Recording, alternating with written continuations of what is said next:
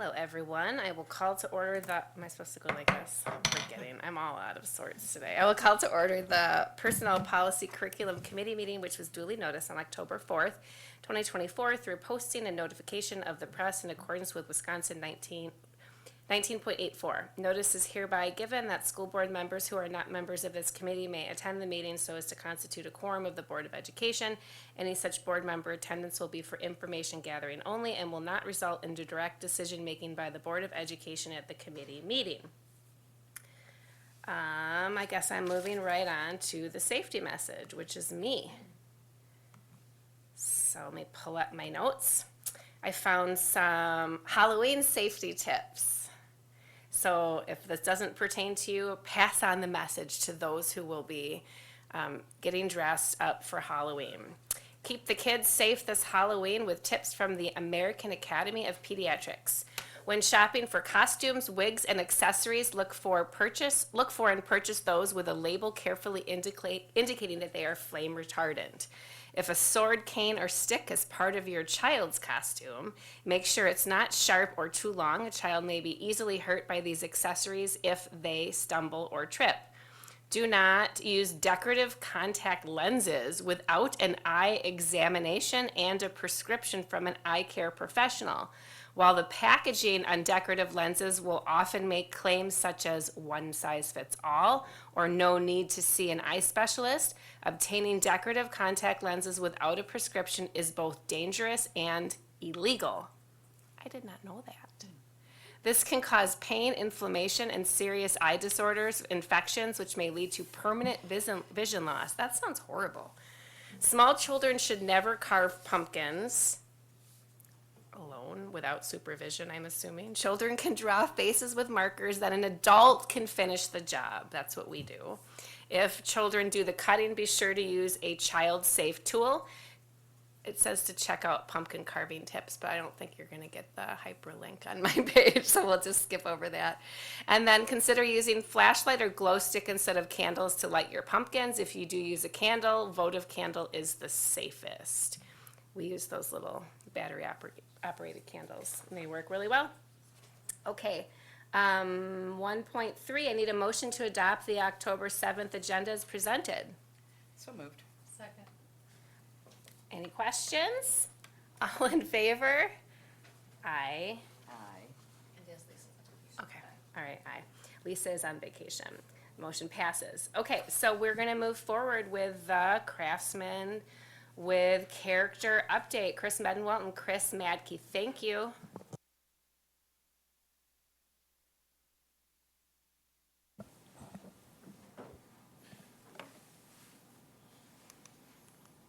All right, good evening.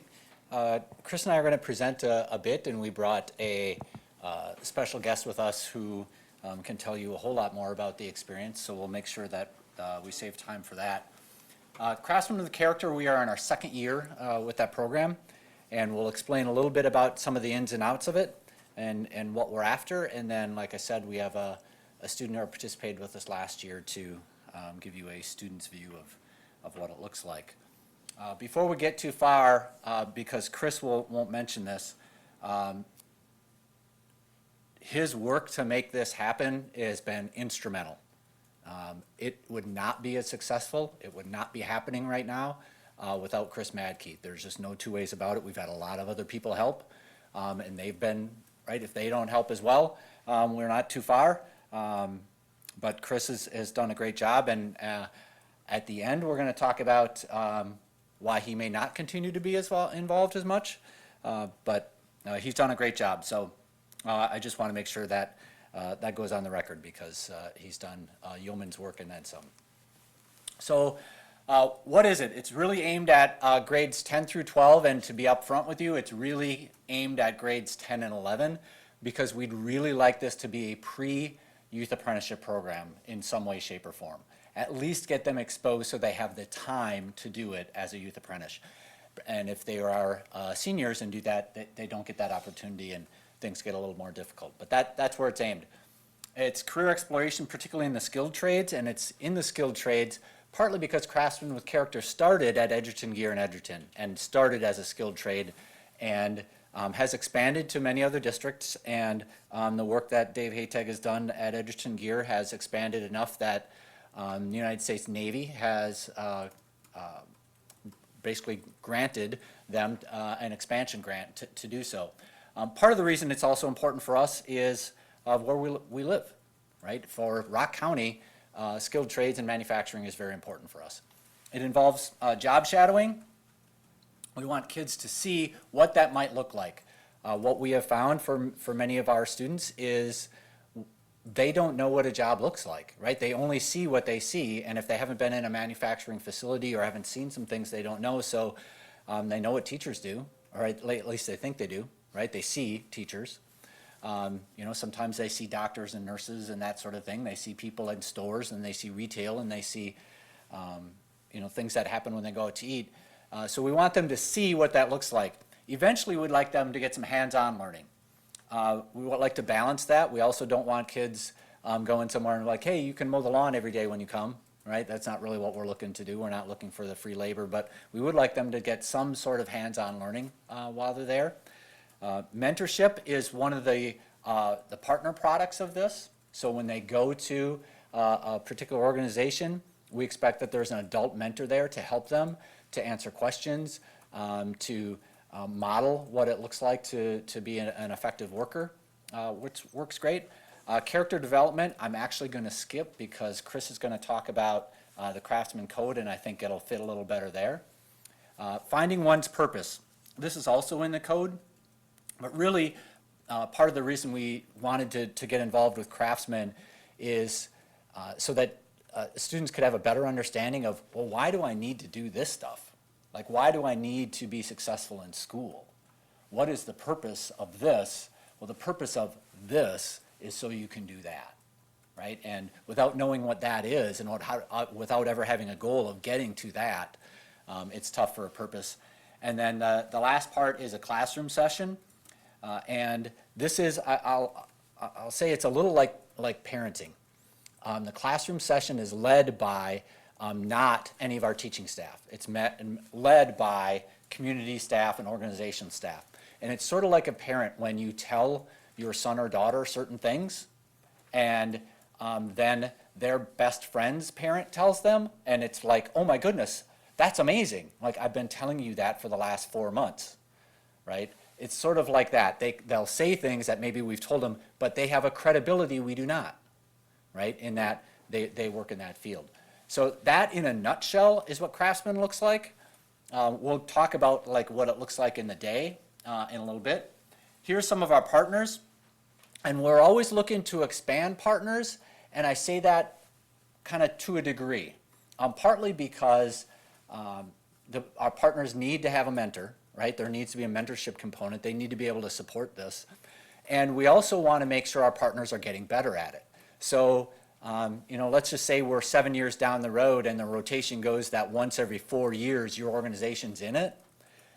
It might seem a little stiff and weird. So we really are trying to balance. We want people who are really interested in the program and really have a mentorship base, and people can get good at it, and those people are skilled. And not everybody, as you know, loves to work with teenagers.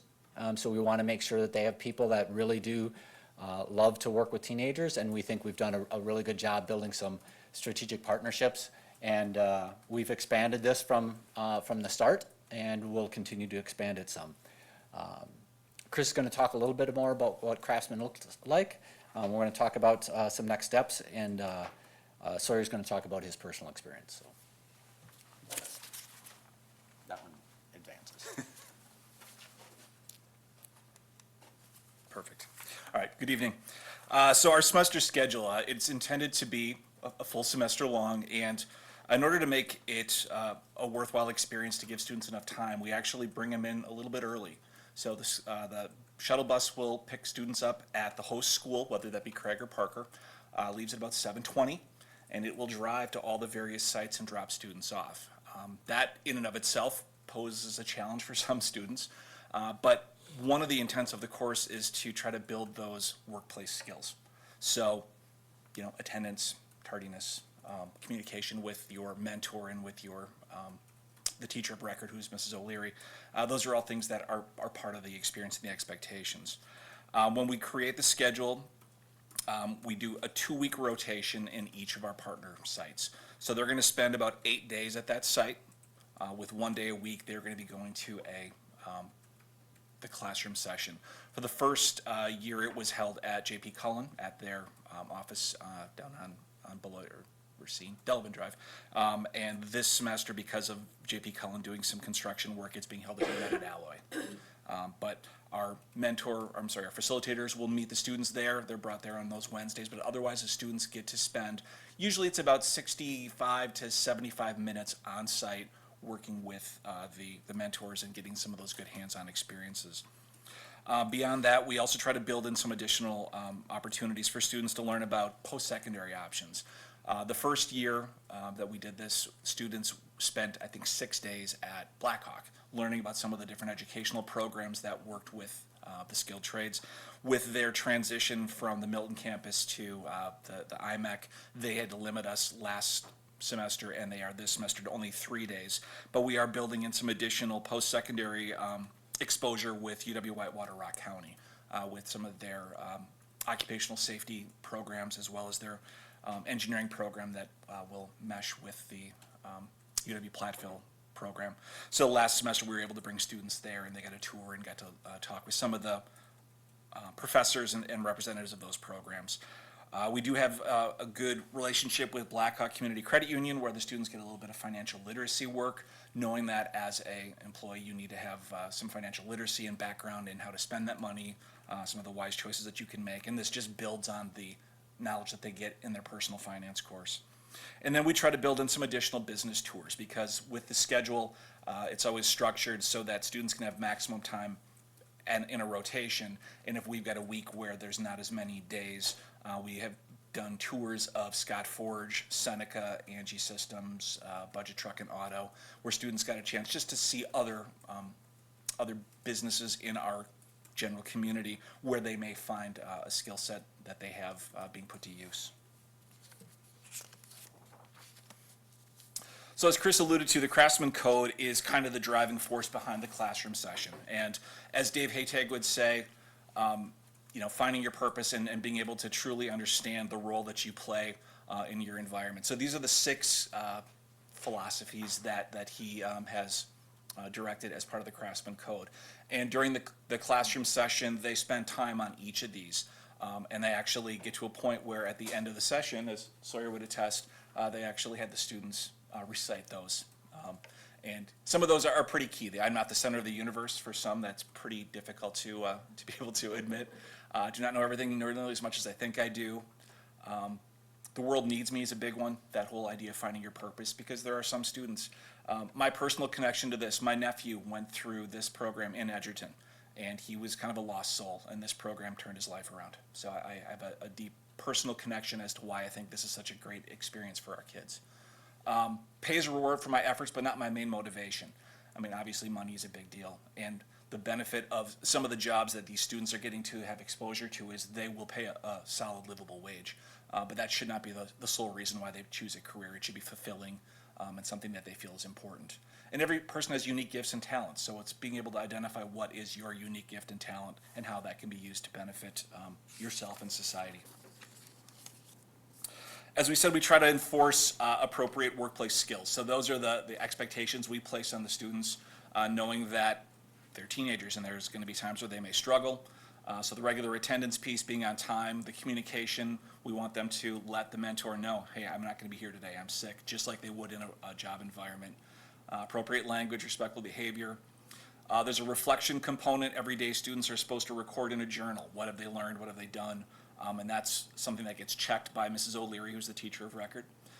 Participation in the worksite activities. We've had students who say, well, I didn't like that. And we've said to them, truly, you get just as much knowledge from finding out what you don't like as what you do. And sometimes you're going to be asked as an adult to do things that aren't always your favorite, but also remembering that this is a short-term experience, and even if it's not something you enjoy, you got 8 days and you get to move on to the next site. Participation in classroom sessions. So in those groups, they split the class into 2 sections, and they get into some more in-depth conversations. So being able to participate, share, and talk about the experiences that you've had. Maintaining passing grades in other classes, we want this to be kind of a privilege, so we do want students to continue to do well in the rest of their courses. And we have had situations where if a student, we issue warnings, and if it just doesn't work, if it's not a good fit for the student, students may be asked to step aside, because we want this to be a good experience for the students and for our employers, and we don't want this to reflect poorly on any of us. So from student participation, our pilot group, we started last fall with 14 students. In the spring, we started with 14. We had 2 students who had opted out.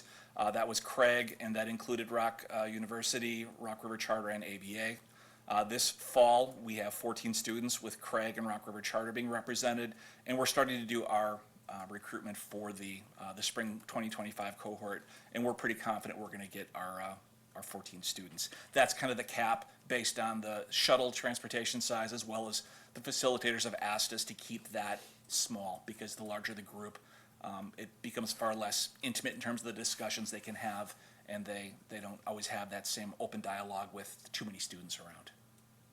So with that being said, I'm going to ask Sawyer to step up. Sawyer was one of our star students from last spring, and I'd asked him to speak a little bit about his experience, so I'll let you go ahead. So this is Sawyer Drinkwater.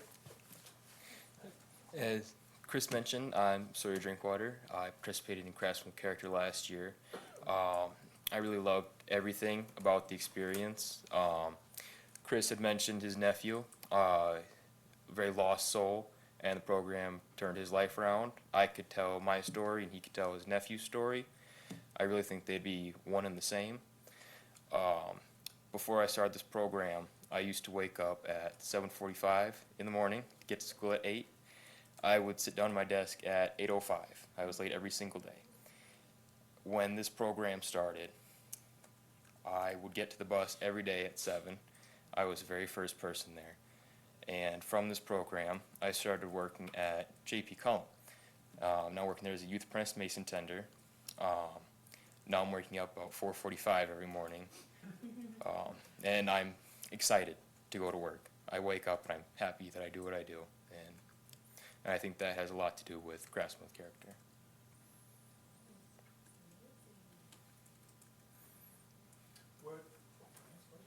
Go ahead. Like, what's your jobs? Where are you working now? Like, what location and what are you doing? I started out at the Rock County Jail. I did that over the summer, and now I'm currently at the sports complex at the Janesville Mall. With Coleman? Yes, ma'am. Sawyer, do you remember me?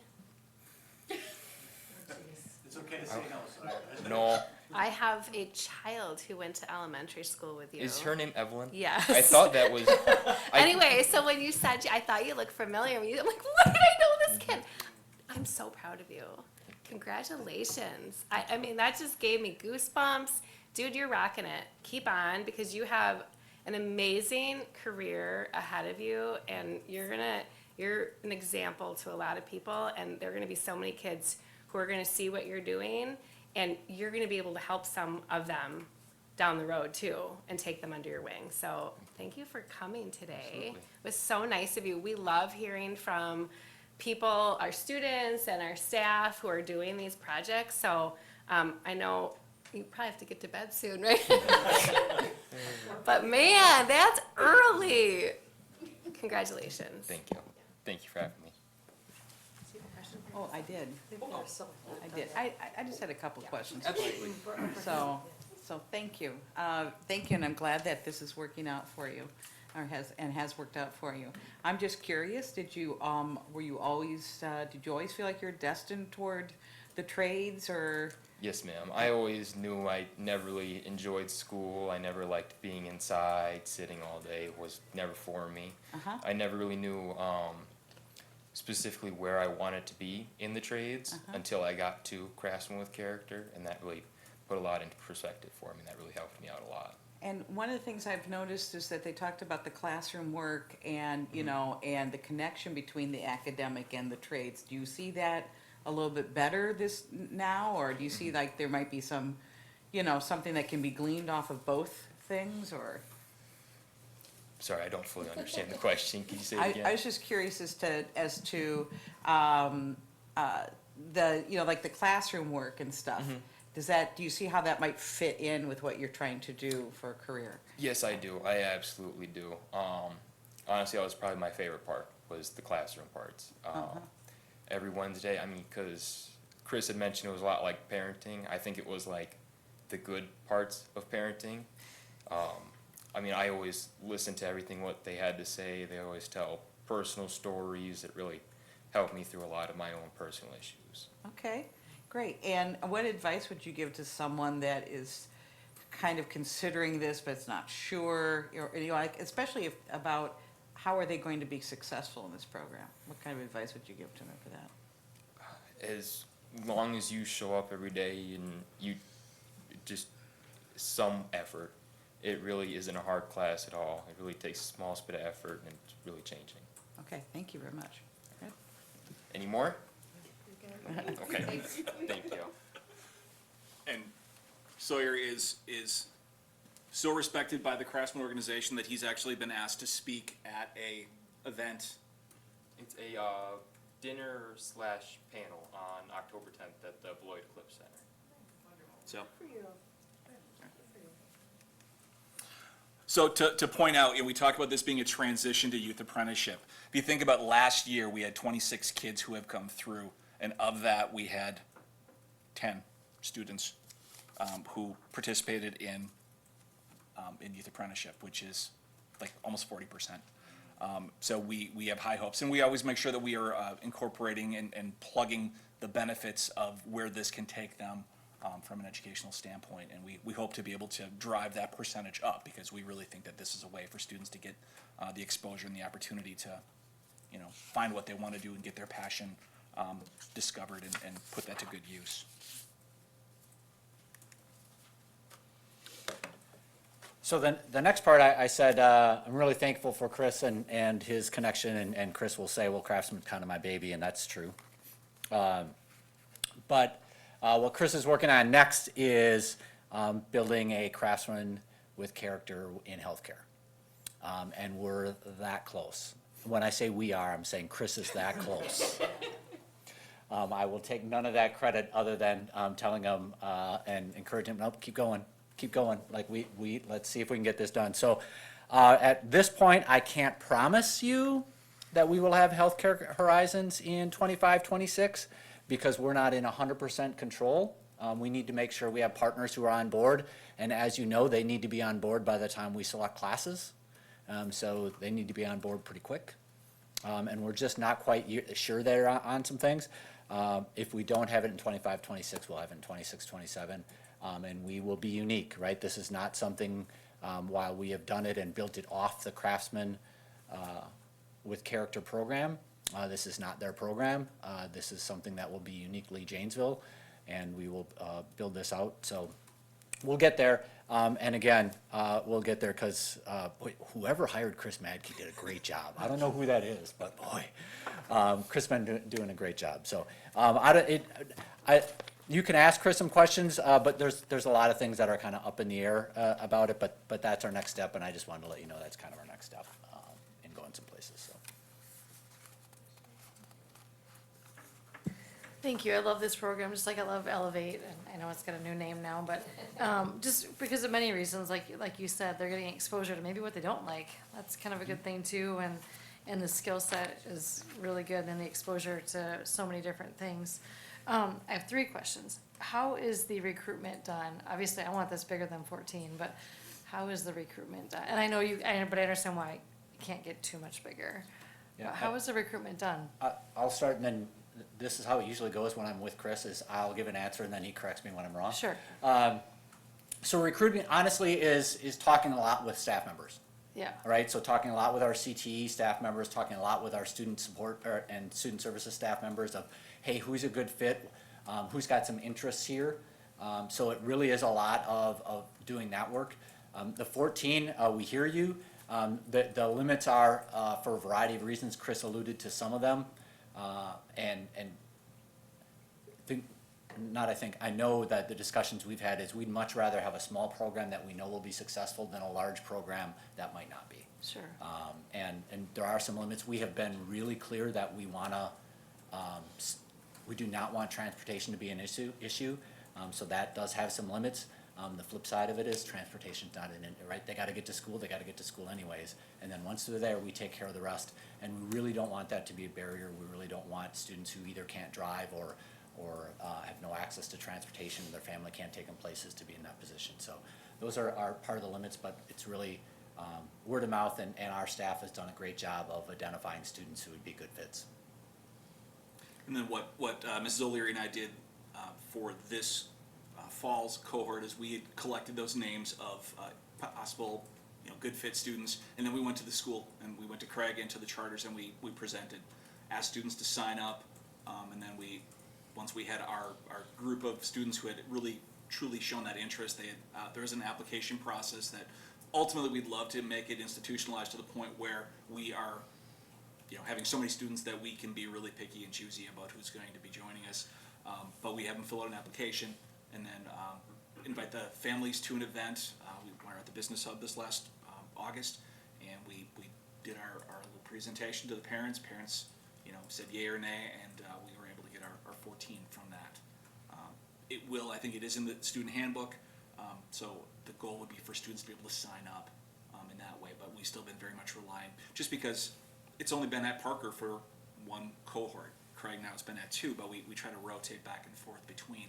So I think once we are a few years in, and we brought in Sawyer too, and there's somebody else that was present at our presentation at Craig to help promote the program and to give his spin on it. Yeah, because I just feel like it's kind of like Elevate started, at least, where it was kind of like an invite only kind of a thing. What if you don't know? What if the staff doesn't know? I want like a bigger opportunity. So the more well known we can make it, I hope you have to have an application process and that. How many credits is it? It's 2 class credit- periods. 2 class periods, so 2 credits. Class, okay. 1 credit for the semester. Okay. And then, is mechanics considered like a trade? Do they get any exposure to that? I feel like now that I have 2 kids away in college with cars, like, we're dealing with issues, that's just something that they don't learn. It is, so I would love it if this was. when the students are last semester during Sawyer's cohort, we had Blaine Supply. They were at the headquarters, and they actually had the opportunity to do some work with the semis. And then they also had a time where they were with the Farm and Fleet Automotive Center. The struggle with that one is obviously they are dealing with the safety of people's vehicles. So I think the goal is to try to make that as hands-on as possible while still maintaining the integrity and safety of what the program is. But yeah, and Lakeside International Trucks has expressed an interest in participating. So yeah, that is definitely one that we want to continue to build into the program. Yeah, I understand from trucking and drivers and that kind of thing, but just, even like the auto, I wonder if would Kaiser, I don't know. And are you, this is the 4th question, is Forward Janesville helping you find partners at all? Okay. They almost exclusively have done it. Okay, perfect. When Angela Pakes was present, this was kind of her pet project, and I worked very closely with her on this, and Yeah. even with her departure, Oakley and now Shar are very vested in making this a success. Okay, thanks, guys. This is awesome. Thank you. And great presentation. Thank you. Michelle got some of my questions, and along for the recruitment, I think the high schools do a really great job of communicating with parents, and I think there are times as a parent myself where my own kid may not think or feel confident about signing up for something. So it's good to make sure we're getting the message out to parents, because they might see an opportunity that their kid doesn't even know is a right fit for them yet. So just as like a way to expand however we can continue to communicate with not just the kids, but to let our parents know, because there might also be maybe not the student in high school then, but maybe a younger brother or sister coming up that then the parent could already know about it. So I think that's great. And one thing that I thought about in terms of, like, I saw you had like some site visits or tours. I wonder if some of the community projects that are happening, like, you know, you have business tours. What about tours of the Woodman Convention Center, some of our other really big projects? That, if you're not already doing it, that would be great, because I know, you know, soon the Children's Museum will be building and the Boys and Girls Club will be building. And so we have some really amazing community projects that I think would be awesome for those students to see how so many different businesses in our community come together to do that work to support our, you know, greater good for the community. So So JP Cullen is one of our champion companies. So Awesome. students were with, during our first cohort, they were, actually, maybe, when you were through, they were actually down at the training center. The first group, they were out at the jail, and this current group of students Okay. is actually dropped off at the Woodman Center. So Okay. that's where they are. Okay, today. that's great. I'm so glad. I'm really proud of all the work that you're doing. You're making a difference. Obviously, it made a difference in your nephew's life, and so you know, and we're hearing from our friend Sawyer. So thank you for investing in our community and the work that you've done. And this is, I can't wait when this happens. You're gonna have to wait. Just, I want to see what, you know. But What? if you know someone who's in the healthcare field, I think I do. who might be interested in participating. Yeah, and I was gonna say, I might know someone. So, and we've talked about that behind the scenes on a regular basis. So, but I mean, I think like, even like dentistry or the doctor's office, or there's so many, okay, cool. We'll talk about that later. Thank you, gentlemen. Thank you. All right, moving on, Wisconsin Forward update, Dr. Allison DeGraff.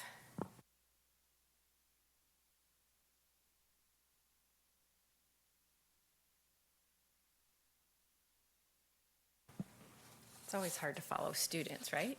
Can't. Yes, well, good afternoon. So I wanted to provide an update today and an overview of our 2024 forward data.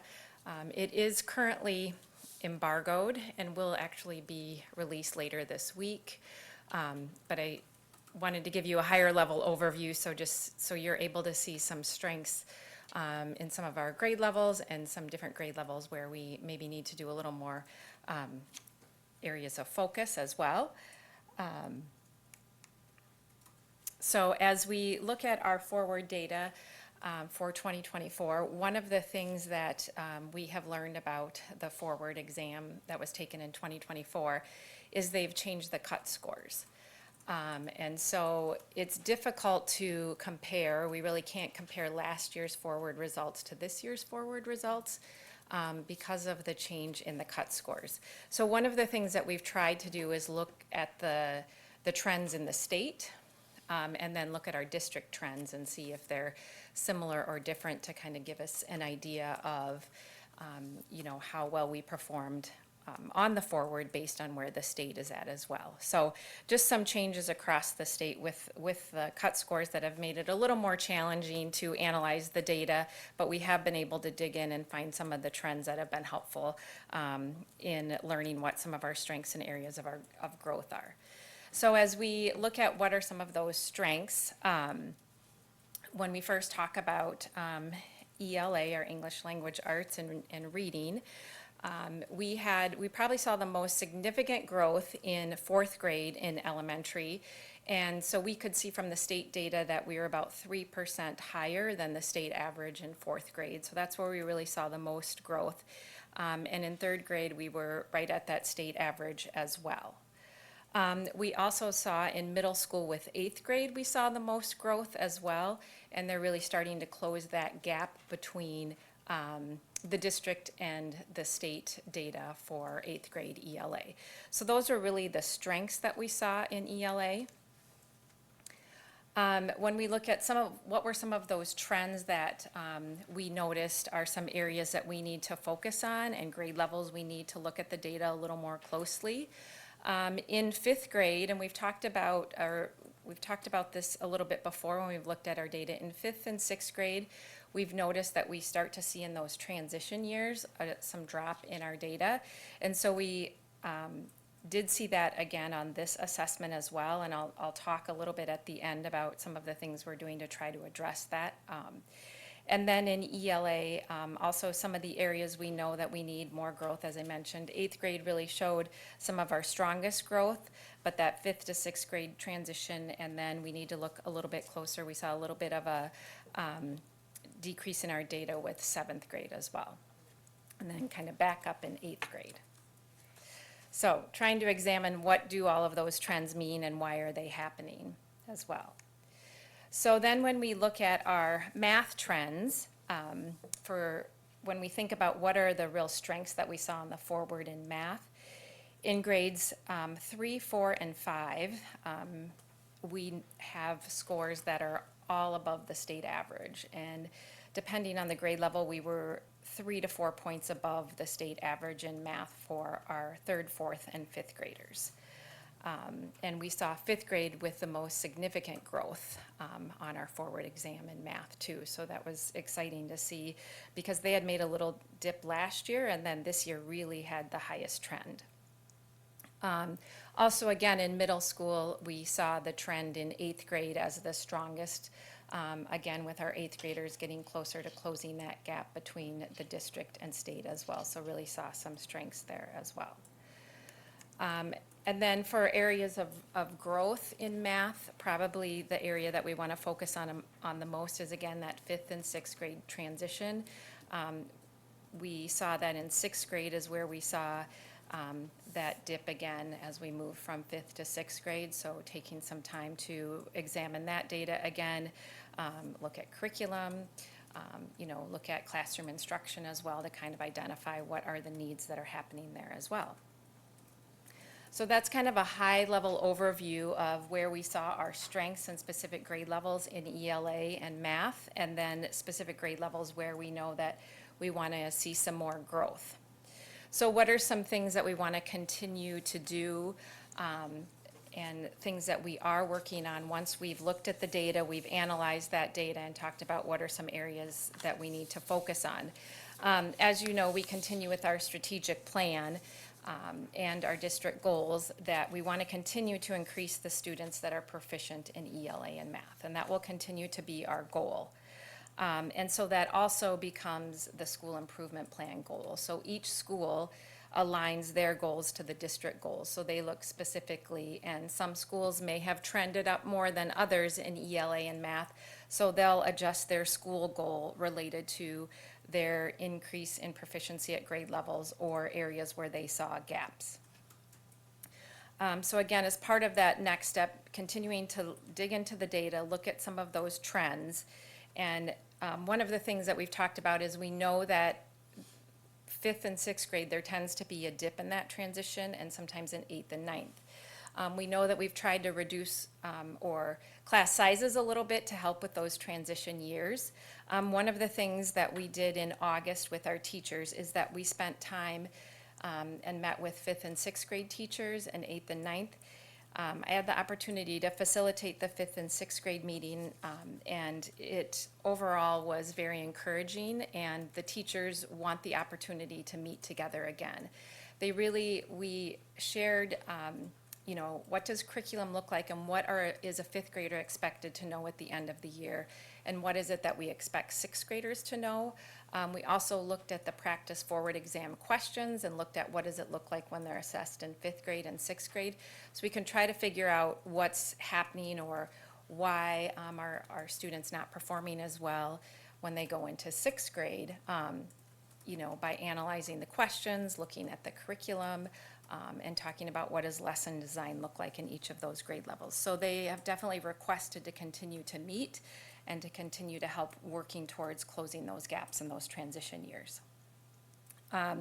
Another thing that we want to do too is at the district level, we also want to be, continue to be out in buildings and get in some classrooms and walk through with some of the principals and teachers and actually, be able to observe instruction to see if we can identify any other areas in some of those grade levels where we see some areas of growth. So kind of to identify what are some things that are really working well with our instruction and our curriculum resources, and maybe what are some of the gaps or challenges. So we want to use those walkthroughs as ways to collect evidence on how we can support that student growth and achievement. And you also know at K-12, we have ELA and math common assessment. So all students take a common unit assessment, regardless of what school they're at, in kindergarten through 12th grade as well. And what we're really working on with those common assessments is we're looking at what are the standards they're assessed on in Forward and ACT, and how are we better aligning these assessments to the state test. So they're definitely aligned to our curriculum and the state standards, but the standards that they might assess on the test or the ACT standards are different than our state standards too.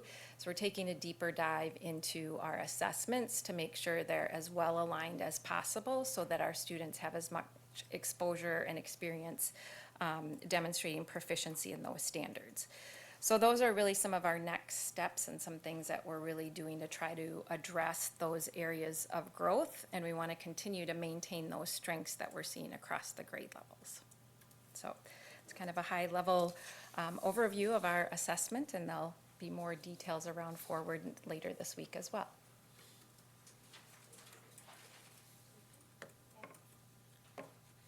Thank you.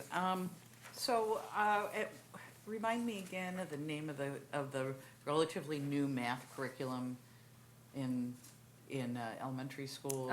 Bridges. Bridges, that's right. Yes. Okay. And how long have we, it's been, what, 3 years? This is our 4th year. Our 4th year? Okay. And so in your professional opinion, obviously whenever you change a curriculum or, make adjustments, there's always, some troubled waters for a while and everything. But in your professional opinion, are we as far as transitioning to that and seeing the kind of success, are we seeing the kind of success we want to be seeing or should be seeing at this point? Or, what are your thoughts? Yes. I believe with our Bridges curriculum at the elementary, when we have all 3 grade levels that are above the state standard, above the state assessment data, that's indicating that this curriculum and the professional development and the teachers, they've really put a lot of hard work and dedication into understanding this curriculum, learning about the curriculum, and then they use their own teacher expertise. But I really feel like this curriculum is also a really strong balance between conceptual and procedural math. And so I think that's really strengthening kids' understanding and foundational skills in math. So I believe that this curriculum has truly, been a resource that has really helped impact student growth and achievement, because prior to this, we were below the state average at every grade level in math. And now that we're above, it's indicating that what we're doing is working, so we need to continue. And I think even as we come to resource adoption cycles in year 5 and 6, that if this continues to be effective, as you mentioned, every time you change a curriculum, that's challenging for a teacher too, and it takes time on the teaching and learning end of that too. So those are things we'll consider as we move into resource adoption cycles. If what's working is effective, we want to continue to do that. What we need to connect the dots on is what's happening then as they move to middle school, and how can we help them maintain what we're seeing at the elementary level. You're one of the most intelligent women I know, and so I trust all of your ideas, and they're all really good. And the background that you gave, Kathy, that was one of my questions too. I thought it might be tied to Bridges. But are there one or two, the only other thing I was thinking about that gap to middle school, are there 1 or 2 school districts to reach out to who have had growth? We could say, like, what else did you do? Here's what we're gonna do, but what else did you do to get growth in to middle school? Definitely we've had those conversations, and, Mark and I have had those conversations, Chris and I have talked about that too. So even, what districts are using that middle school math or high school English curriculum or that kind of thing that, and what kind of gains are they getting too? Because that's where we really have to analyze, is it the curriculum? Is it the pacing of the curriculum?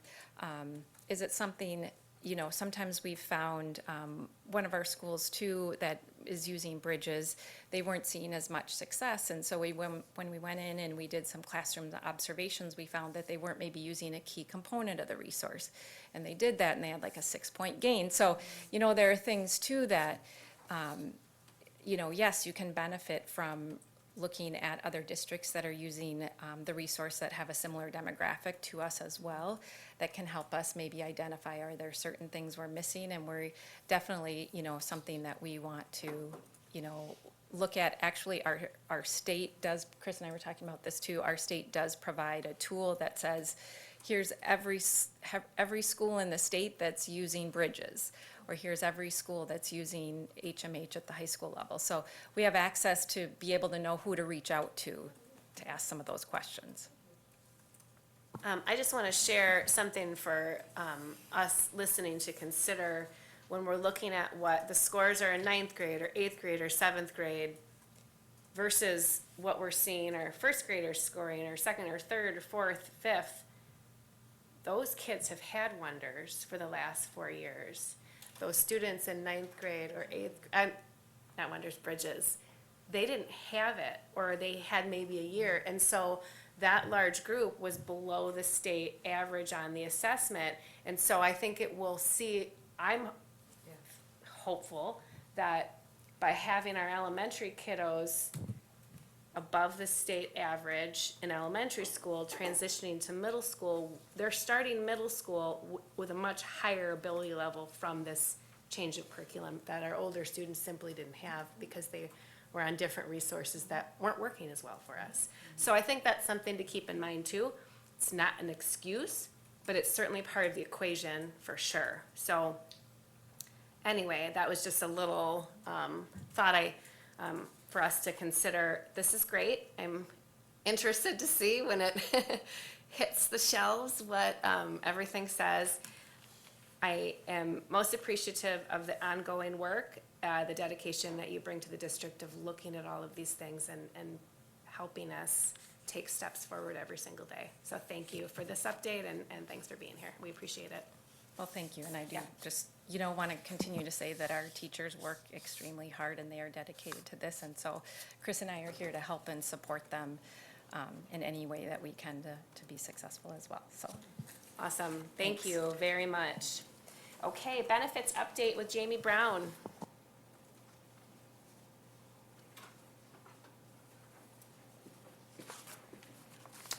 Okay, good afternoon, everybody. So tonight I am going to be providing just a high-level overview on two topics today. One is where our current enrollment is sitting, and then the other is the benefit initiatives for this year. So this is our current enrollment. This was taken as of October 1st, and my guess is that it has changed already and will probably change by the 30th, so just know that. As you can see, we have a total of 1,517 staff members.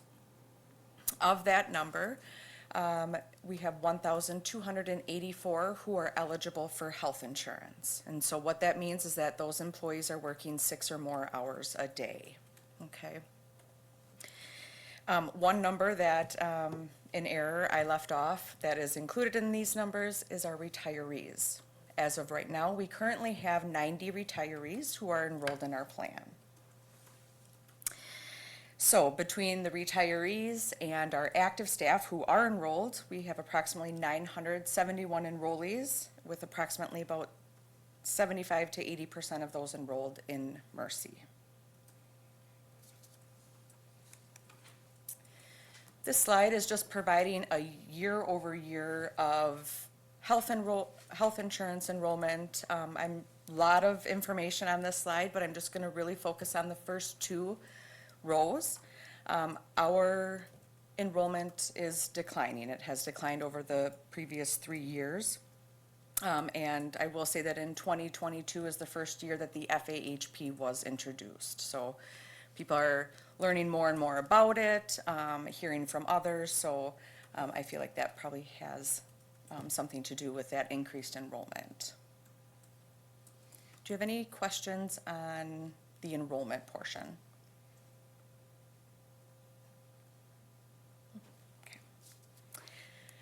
So what I'm very excited to share about is the benefit initiatives that we are going to be focusing on this year.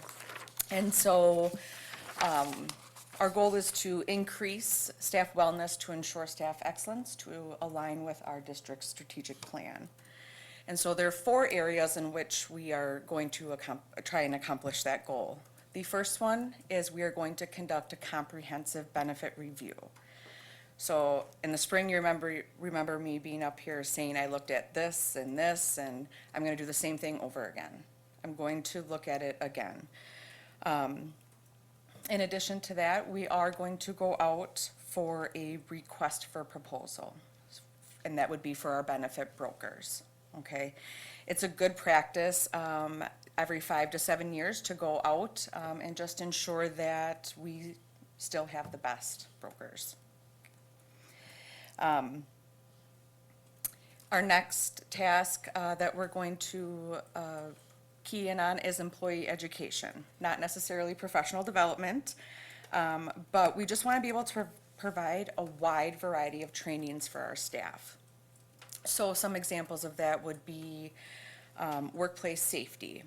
This year, before school resumed, worked with student nutrition, and we had a person come in and work with the student nutrition staff about good tips and tricks, while completing their tasks. We also talked about lifting, well, the trainer did, talked about lifting and kind of worked with them on that. Our goal is to have one at the end of this year with our custodial and maintenance staff right before the big summer cleaning starts. So in addition to that, we are also, we want to provide training on a personal level. So this will kind of also tie into our wellness initiative, but our goal is to provide some sort of training a month. So for example, in September, we held a WRS training for beginners.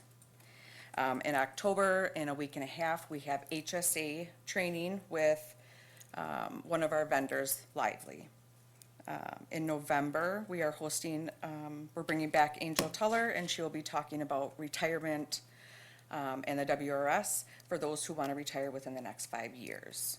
So those are just some examples of things that are on the docket. There are other, things that we're trying to think of too as we go along. The next piece is the wellness portion.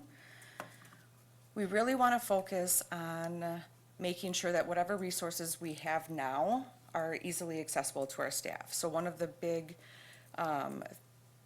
things that we want to push would be the EAP. So earlier in the beginning of the year, I sent out an email reminding everybody of that.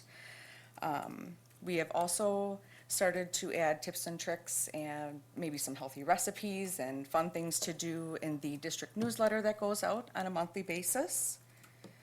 We are looking to also get our wellness classes up and running about the 3rd week of October. And some other programs that are in the extreme infancy stages would be, we're looking to try and host a benefit fair in April or around that time, directly prior to open enrollment. And so that way people can come down and ask any questions that they have about their benefits prior to enrolling in them. And then, looking also at some, maybe some district-wide wellness challenges. And then finally, we are also gonna try and focus on employee feedback. We did create the Benefits Advisory Committee, which has 11 people on the team. First meeting is October 30th. And so my plan is to just inform them of how the plan is running and just kind of taking them along with me as we go throughout the year. And then our last initiative would be to try and survey the staff in some way, shape, or form about, what can we do better? What are we doing well at? What are they looking for in specific trainings? So a lot of that stuff is in the works. It's just not finalized yet. But that is what our plan is for the benefits department for the 24-25 year. You are a busy lady. Can you, just, easy question, who's on the advisory committee, or, I don't really care about who, but what roles? I picked one from each employee group. So, Perfect. I did some from custodial, food service, teacher. Is JEA in there? Yep, Okay, thank you. yep. Awesome.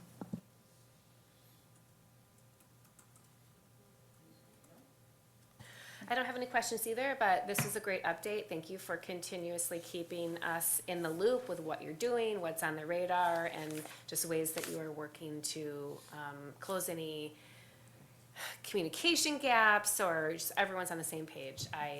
We've talked about a lot of these things already, so thank you. I'm glad glad to hear this, and we look forward to hearing more updates. Did you have anything to add, or no? You're good. Okay. All right, guys, we're moving right on.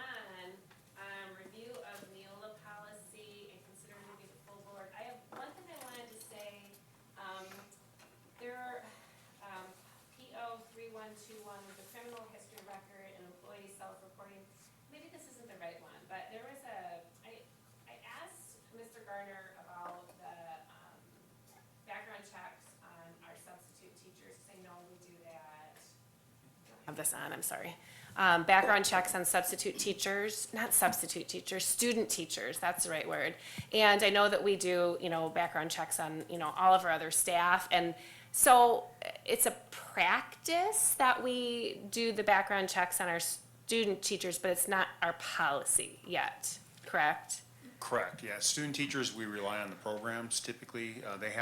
Student teachers have to pass a background check through their program before they go on into working with schools. That's typically the standard that we work with. If they become a intern for us or work for us, for example, there are some programs now that are allowing 10 days, student teachers to sub for 10 days. We do that background check on them. Okay, but we don't have, it's not in our policy once they are brought in as student teachers. We have the habit of doing it, it's just not in our policy. And I just wonder if that should be part of our policy, I know that we're doing it, but, that's just one question. I don't. Part of it is part of the liability. Again, I don't know the detail, but the programs themselves take on the liability of the kids. Okay, When they ask us to take student teachers, they're taking that liability. But when they start to work for us, sub for us, Sure. for example, then we take that liability by doing the criminal background check. okay, that's fair. That, I think that explanation makes sense, because they really are under the supervision of the particular institution of higher learning at that point, so. Correct. Okay, does anyone have any questions about these, Kathy? Thank you, I do. So referencing PO 3140, the non-renewal resignation and termination. And am I correct in understanding that this is a replacement then of Board Policy 4266 and AR 4266.1? This is just a simplified version of that, yes. It would, the policy itself is through Neola, describes essentially what we already do. It just does it in simpler terms. And it's essentially, when we non-renew a teacher, we have just cause. And so we put everyone on a plan. That's in the handbook, as outlined in the handbook, so that's not in the policy itself. So that was a concern of mine, actually, because in the original Board Policy 4266, the last paragraph, or the end of the paragraph, it says, non-renewals, other than non-renewals for the purpose of the elimination of a position or reduction in staff, shall be subject to the grievance procedure established by the board. I don't see that referenced anywhere in this Neola version. And I understand that they also, they're probably a bit of a template, right, but I'm very concerned about that, that it's not part of this policy, but it was part of the other policy. Sure. So it is in the handbook. It's outlined in the handbook, and we do follow that. One of the things that, as you already know, we get quarterly updates. We ask the board to approve quarterly updates for the handbook. So in order for that to change, the just cause standard to change, we would have to go to you first to have that approved. So we have to follow that policy up until which time the board does not. Or I should say the handbook language up until the time the board decides to change that. Okay, I understand that. But at one point it was in policy and in the handbook. And now here now it's just in the handbook. Do you understand my concern with that? That it's not, it doesn't feel like it's cemented? Sure. Oh, I see. Yeah, and Yeah. to your discretion, you could add that sentence to the policy if you'd like. When Neola comes up with those recommendations, we're very unique in Janesville in that we do have just cause. We're one of the very few districts in the state that do. So I'm sure they're not used to working with that. Right. But I can assure you, as long as we have it in the handbook, it is cemented in. Okay. Yeah, because we have to go to you for approval. Sure, sure. So, what is it, what are we doing with this here? This is an action item? This is an action item. So, I would really like to see, like, that last sentence in the original to be added to the new policy. And, so as a, as a group here, I would be willing to approve all those others going on to the full board. But I'd like to pull out that one and just add that one sentence into it. If, so I would like to make a motion that we, advance all of the policies in this, in 1.7, to the full board, with the exception of PO 3140. And we hold that back so that it can be revised and brought back. Can that just be with the revision, send them Oh, I don't know. I don't know. Can make recommendation. Sure. First we need a second, then we can roll. Second. Okay. Any questions? Then, yeah, my recommendation would be, because there's not like a timeline, have to, let's pull it, fix it, bring it back to next PPC meeting, you can look at it, and if that's good, we'll put it, again, it goes in the consent agenda. Right, exactly. I'd really appreciate I that. just wanna make sure that we're not adding something that our attorney said you should be aware, and if that's the case, then I can tell you, Yeah. you should be aware. Got it. Thanks. Appreciate that. I like it. Thanks, Kathy. All in favor? Aye. Any opposed? No. Motion passes. Okay, announcements and updates. We are having our agenda setting meeting next Monday, so if there's anything that you would like PPC to have on the agenda for an upcoming meeting, let me know. And then our next meeting is gonna be the first Monday in November, whichever date that is. God, there's one. The 4th? I'm in Jamaica. You're in Jamaica, Any way okay. we can move it? That might be complicated, but we will talk about that on behind the scenes. We'll figure out what makes sense, okay? All right. 'Cause, and then you have my topic. Yes, yep. Okay, thank you very much. I'd like to be there if we can move it. Absolutely. Okay. We're adjourned. Thank you.